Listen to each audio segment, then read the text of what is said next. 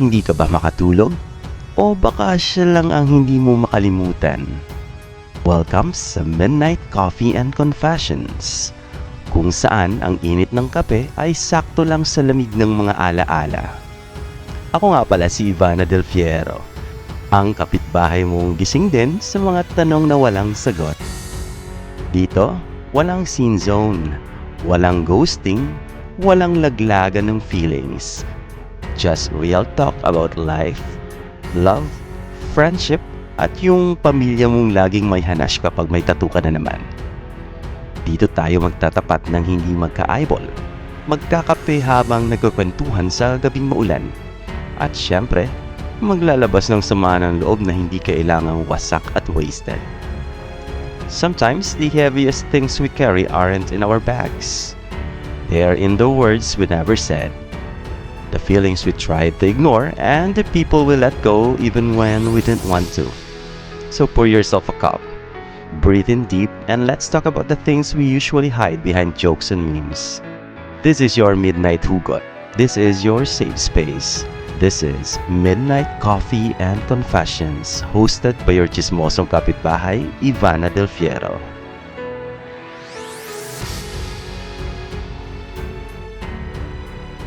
Magandang gabi sa lahat ng nakikinig.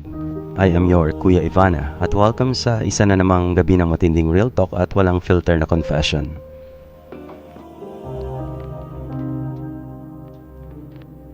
Ang kwento natin ngayong gabi ay mula sa isang babaeng itago na lang natin sa pangalang Ella.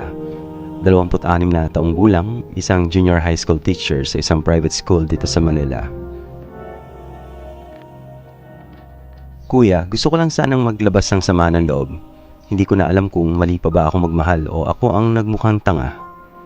Ako si Ella at ang kwento ko ay tungkol sa boyfriend kong si Jiro.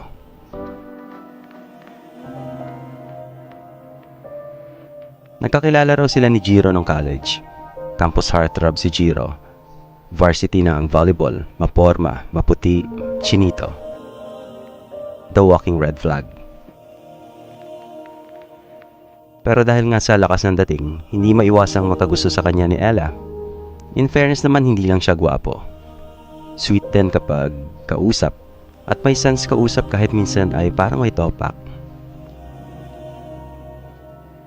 Nagkatuluyan sila 4th year college, at gaya ng maraming relasyon sa umpisa, sweet, everything was perfect. Pero pagkatapos ng graduation, doon nagsimulang umangat ang mga bitak sa relasyon nila. Si Ella agad nakahanap ng trabaho bilang guro. Si Jiro naman hindi makapirmi. Palipat-lipat ng racket, palaging kulang ang pera, palaging may dahilan kung bakit wala siyang maayos na trabaho.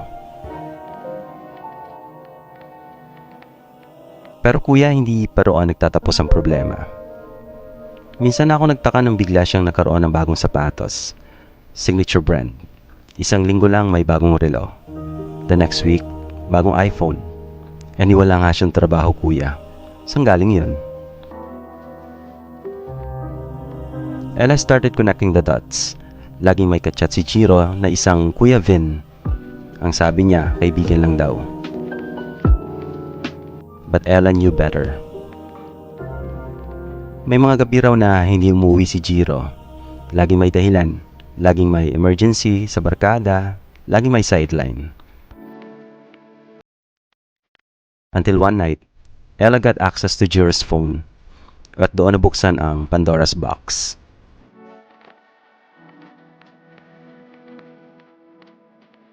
Kuya, nakita ko ang mga chat, hindi lang simpleng usapan. May mga sweet messages, may video call screenshots, at may mga resibo ng GCash, padala ng pera. May mga larawan pa silang dalawa sa hotel. Doon ko na-realize, may kapalit lahat ng luho ni Jiro.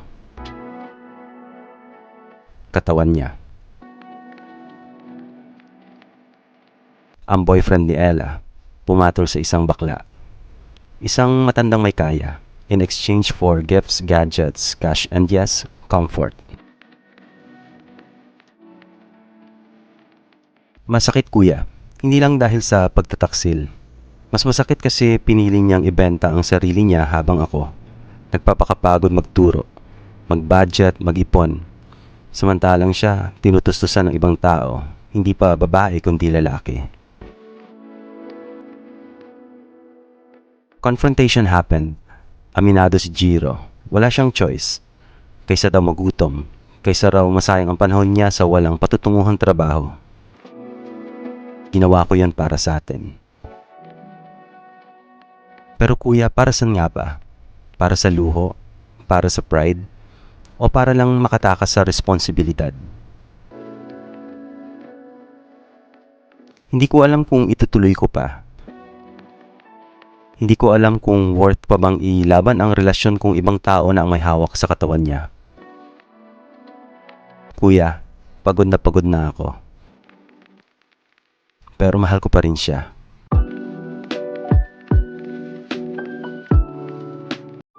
At diyan nagtatapos ang lihim ni Ella.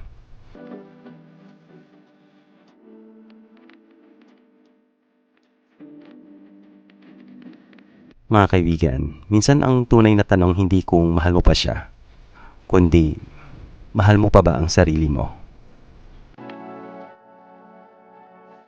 Grabe no, ang bigat ng kwento ni Ella, parang teleserye na hindi mo alam kung drama o horror ang ending.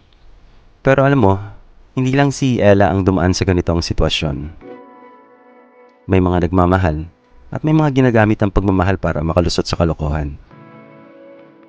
Ang pera pwedeng kitain pero respeto at dignidad, minsan, once na nawala, di mo na basta-basta maibabalik.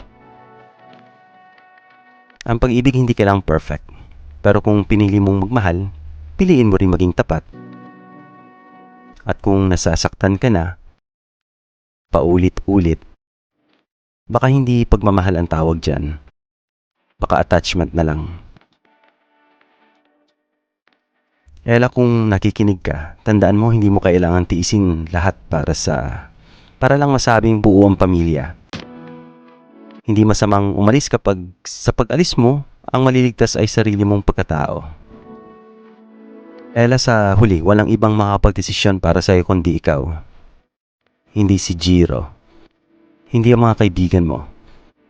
At hindi rin ang mga taong nagbibigay ng opinyon sa kwento mo. Buhay mo yan. Relasyon mo yan. Ikaw ang makakaalam kung gaano mo kakayanin. Pero sana bago ka magdesisyon, timbangin mo muna ang sarili mo sa sitwasyon. Tanungin mo ang sarili mo.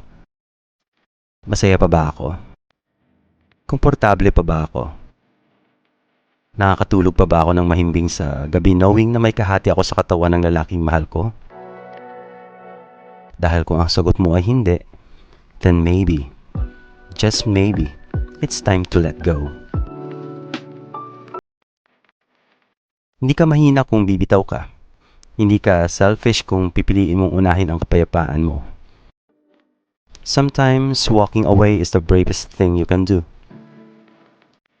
Dahil kahit gaano mo pa kamahal ang isang tao, kung paulit-ulit kang binabasag, you owe it to yourself to stop the breaking. Pero kung pipiliin mong manatili, kung pipiliin mong patawarin si Jiro, tanggapin ang buong pagkatao niya, kasama ang mga desisyong ginawa niya sa likod mo, then you have to own that choice fully.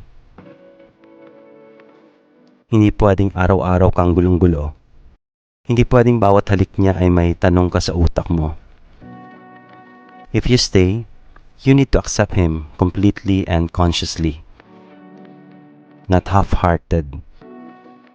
Kasi kung hindi, mapapagod ka lang ulit. Mauulit at mauulit ang sakit.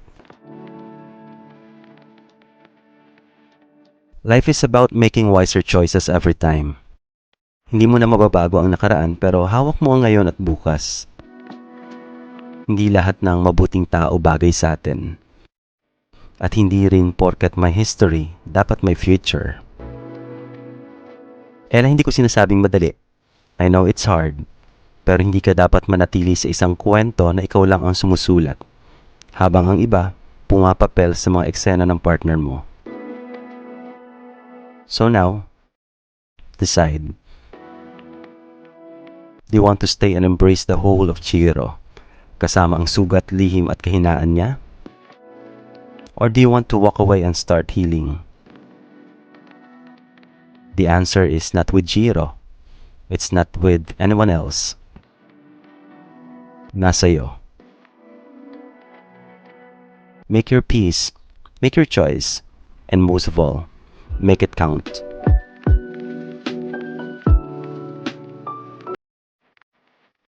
Ako si Kuya Ivana, at sa bawat kwento ng buhay mo, may karapatan kang pumili. Mapagmahal ka man o pagod na, piliin mo pa rin ang sarili mo.